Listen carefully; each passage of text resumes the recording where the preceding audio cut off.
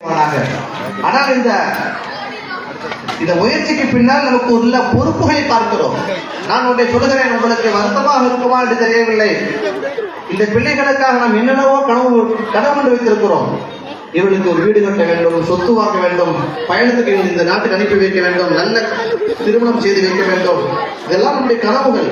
நல்ல பையன் படிக்கிறோம், நல்ல இடத்துக்கு வர வேண்டும் என்றெல்லாம் இந்த பிள்ளைகள் குறித்து, பெண் பிள்ளைகள் குறித்து, ஆண் பிள்ளைகள் குறித்து நமக்கு நிறைய கவலை உண்டு. நகை சேர்க்க வேண்டும், சொத்து சேர்க்க வேண்டும், எல்லாம் இருக்கிறது. ஆனால் நான் சொல்லிக் கொண்டிருக்கிற இந்த ஒழுக்கம், மார்க்கப்பற்று, இந்த தீனுல் இஸ்லாத்தை போதிப்பதில் நாம கொஞ்சம் குறை செய்து விட்டால் இதற்கு கிடைக்கும் தண்டனைகளையும் தெரிந்து கொள்ளுங்கள். தாய்மார்களே, குர்ஆனுடைய வார்த்தை சொல்கிறேன், நாளை மறுமை நாளில் நரகத்திற்கு செல்ல வேண்டும் என்று முடிவு செய்யப்பட்ட சில நரகவாதிகள் அல்லாஹ்விடத்தில் சென்று கேஸ் போடுவார்கள். அல்லாஹ்வே, நாங்க நரகம் போறதுக்கு முன்னால ஒரு கேஸ் இருக்கு, அதை முடிச்சுட்டு போகணும். எஃப்ஐஆர் பதிவு பண்ணாலும் இல்லையா, ஸ்டேஷன்ல கேஸ் போடுவார்கள். உங்களுக்கு என்னப்பா பிரச்சனை, நரகம் போக வேண்டியதானே? நரகம் போறோம், நாங்கள் நரகவாதி என்று நீ முடிவு செய்தாய், அதனால நாங்கள் நரகம் போகிறோம். ஆனால் ஒரு கேஸ் இருக்கு, அதை முடிச்சுட்டு தான் நரகம் போவோம். என்ன கேஸ்? அவங்க சொல்லுவாங்க, ரப்பானா இன்னா அத்தானா சாதத்தனா குபரானா. அல்லாஹ்வே, எங்க ஊர்ல, எங்க குடும்பத்துல பெற்றோர், குடும்பத்துல மூத்தவங்க, தாத்தா பாட்டி, ஊருடைய முக்கியஸ்தர்கள், இவங்க எல்லாம் இருந்தாங்க. இவங்க எல்லாம் எங்களுக்கு கைட் பண்ண, வழிகாட்டினாங்க. என்ன படிக்கணும், என்ன செய்யணும், எந்த கோர்ஸ் படிக்கணும், எந்த நாட்டுக்கு போய் சம்பாதிக்கணும், எந்த இடத்துல கல்யாணம் பண்ணி வைக்கணும் என்றெல்லாம் அவங்க முடிவு எடுத்தாங்க. நாங்க அவங்களுக்கு கட்டுப்பட்டோம்.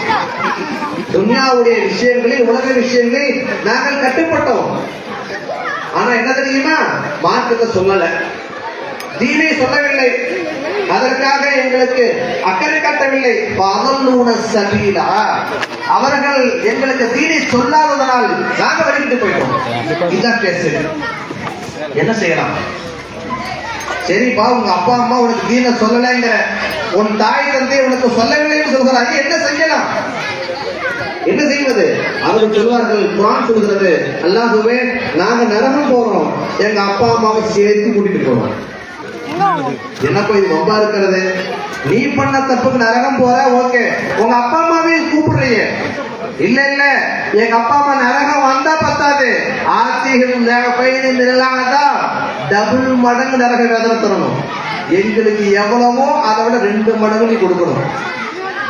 ஒரு நல்ல பிள்ளை அப்பா அம்மாவுக்கு செய்ய துவா என்னங்க? ரப்பி ரஹ்மஹுமா கமா ரப்பயானி சகீரா. அல்லாஹ்வே, என்னை எப்படி இரக்கத்தோட பாசத்தோட வளர்த்தார்களோ அது போல அவங்கள நீ இரக்கத்தோட வச்சுக்கோ என்றுதானே துவா செய்ய வேண்டும். ஆனால் மார்க்கம் சொல்லித்தர தவறினால், ஒழுக்கம் சொல்லித்தர தவறினால், நம்ம கண்ணு முன்னாடி நம்முடைய குழந்தைகள் அல்லாஹ்விடத்திலே பேசுகிற வார்த்தைகளாக குர்ஆனே சொல்லுகிறது, ரப்பனா ஆதிஹிம் லிஅஃபைனி மினல் அஸாப். அல்லாஹ்வே, 2 மடங்கு வேதனை கொடு. யாருக்கு? இவங்களுக்கு. அல்லாஹ் கேட்பான், 2 மடங்கு வேதனையா? அவர்கள் சொன்னார்கள், 2 மடங்கு வேதனை கொடுத்தா பத்தாது, வல்அன்ஹும் லானன் கபீரா. அல்லாஹ்வை நீ சபித்து விடு. ஒரு பிள்ளை பெற்றோருக்கு செய்யும் பத்துவா, ஒரு பிள்ளை பெற்றோருக்கு செய்யும் சாபம், மறுமை நாளில் என்ன நடக்கும் என்பது அல்லாஹ் சொல்கிறார்.